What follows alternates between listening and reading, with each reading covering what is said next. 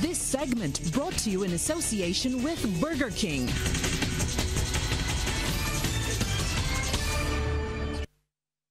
Mark Seal is here now with our first look at sports. Good evening to you, Mark. Very good evening. Barbados are expected to be crowned champions tonight in the Jean-Pierre Youth Netball Tournament being played in Antigua. Now, last night they remained the only undefeated team after a 37-9 thrashing of Grenada. The Bajan Gems led 8-1 after the first quarter, 22-5 at halftime, then 29-5 after 3 quarters. Both of the young Bajan goal shooters reached double figures. Demia Walren shot 17 of 20, while her replacement in the second half, Sumara Ben, shot 11 of 19. For Barbados to lose the title, they will have to be defeated in their final game currently being played against St. Lucia, and they must lose by a huge margin. Barbados have a perfect 5-0 record with a goal difference of 150. St. Lucia have a 4-1 record, but their goal difference is only 56. Barbados women have done the double, winning the regional T20 Blaze tournament in Guyana last night. This title adds to their 50-over crown they won last week. Playing at the National Stadium, Barbados women defeated the hosts by 8 wickets to play undefeated throughout. Guyana women won the toss and scored 85 for 7 of their 20 overs. Shemaine Campbell top scored with 18, while Haley Matthews took 2 for 13 and Shakira Selman 2 for 16. Barbados women then knocked off the runs, finishing on 86 for 2 from 16.1 overs.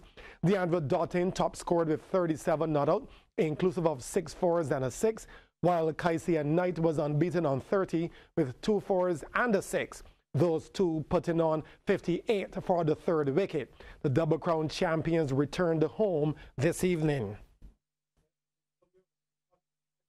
Barbados star Darren King unfortunately was knocked out of the challenger Monterrey in Mexico this evening. King was defeated by American Tennis Sangren in the round of 16.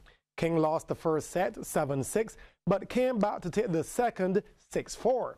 However, he fell in the third set 6-2.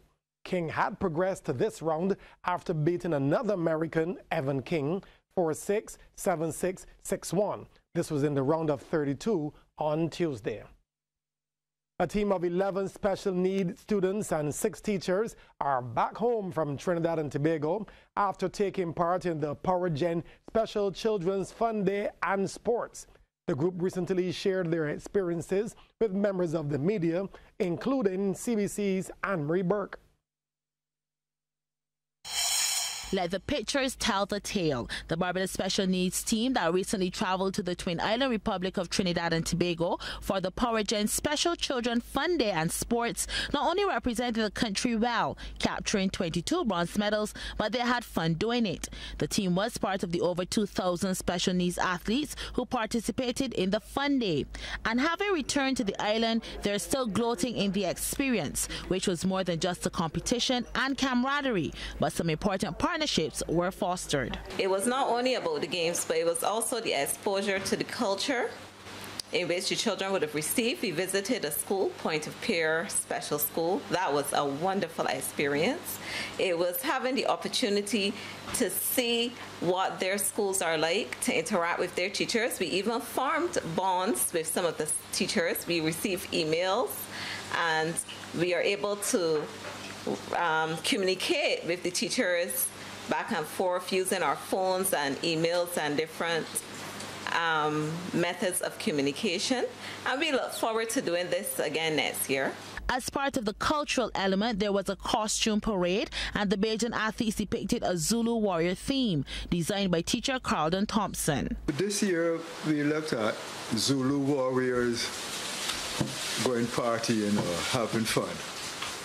And it was based on the team used by Shaka Zulu, the shark spears, the shields, and lion cloth we use. I think it was, a great experience working with the youths, but what I would like to see is in the future is if we can have a bigger turnout for the bands.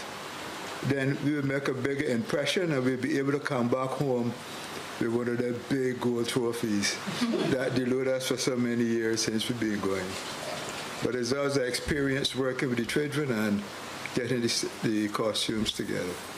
The trip was facilitated by the Hamilton Lashley Foundation and is the second year that Barbados has taken part. Sports director at the foundation, Gregory Small, admitted it was not an easy task financially to get the team to Trinidad and hopes corporate Barbados could see the value in investing in the special athletes. A lot of these children sometimes are getting the first time actually traveling for the very first time. And we know the time that we are living in these hard times. So we're asking, appealing for corporate Barbados to come out and support. We were having a lot of fundraising that we can plan to do next year.